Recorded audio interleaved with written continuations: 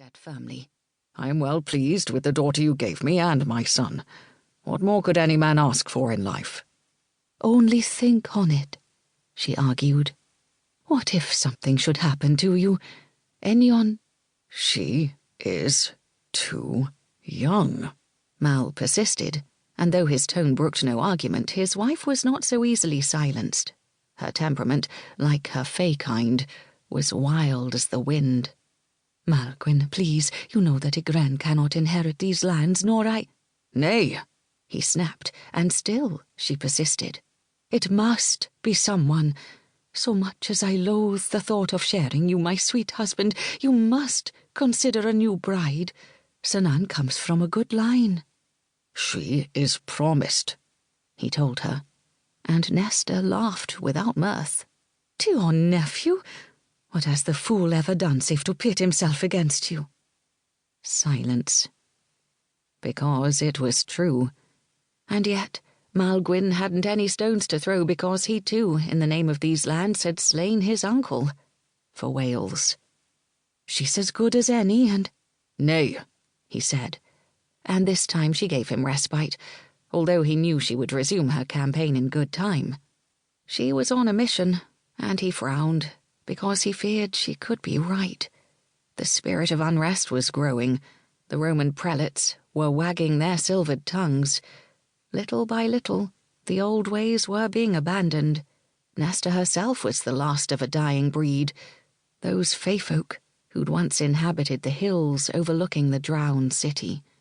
Cauldron-born, she was descended of the acolytes, and he trusted her without fail. She was a gem among women, and though he didn't love her as he longed to love a woman, he still wasn't in the mood to collect more wives. As it was, he had a nest of vipers. Some of them were here tonight. Unfortunately, it was a king's duty to entertain foes. From the dais, he studied the hall's newest guests, Uther, that golden child of the Empire, and his equally golden mage, who, indeed, was quite golden. Everything about the man shone, from his pearlescent skin to his fine gilt hair. Goddess blessed, so 'twas said, and it must be true. The mage was as fair as any druid Mal had ever beheld, and there was, indeed, an aura about him that put Mal in mind to the gods. Both men sauntered into his hall with an arrogance born of privilege and, rather than take up a plate and find themselves a proper seat at one of the lower trestle tables, the pair approached his dais, and Uther, the sodomizing bastard, unsheathed a blade from his scabbard as he came. Beside him, Nesta gasped, leaping up from her seat and sheltering herself at his back as 3 of Malgwyn's guards rushed forward to impede Uther's approach. Undeterred by the guards, the warlord grinned, slippery as an eel, as he tossed up a hand as though his men were Uther's to command. "Uther," said Mal in greeting, and he too waved to his guards, urging them to fall back as his nemesis approached. The mage remained by his side as he bowed before Malgwyn and said, "My friend." Friend? May the gods rip out his tongue and cast it to the wolves. Uther was no man's friend. He was, as they claimed, a wolf in sheep's clothing. The cords in Malgwyn's neck tightened, though he smiled and said graciously, "Welcome." "Our king, on this holiest of nights we come bearing felicitations from the Senate," said Uther, "and a gift."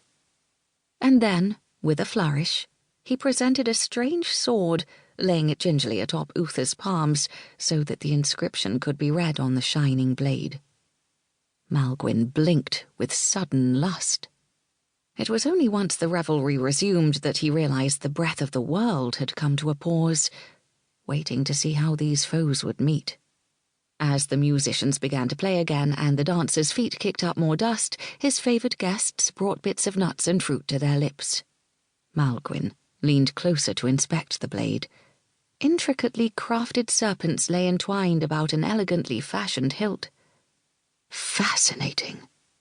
On the blade itself, glowing faintly blue in the most ancient of languages, lay inscribed, "Take me, but turn the blade, and we will see." But the runes were faint, indeed so faint that the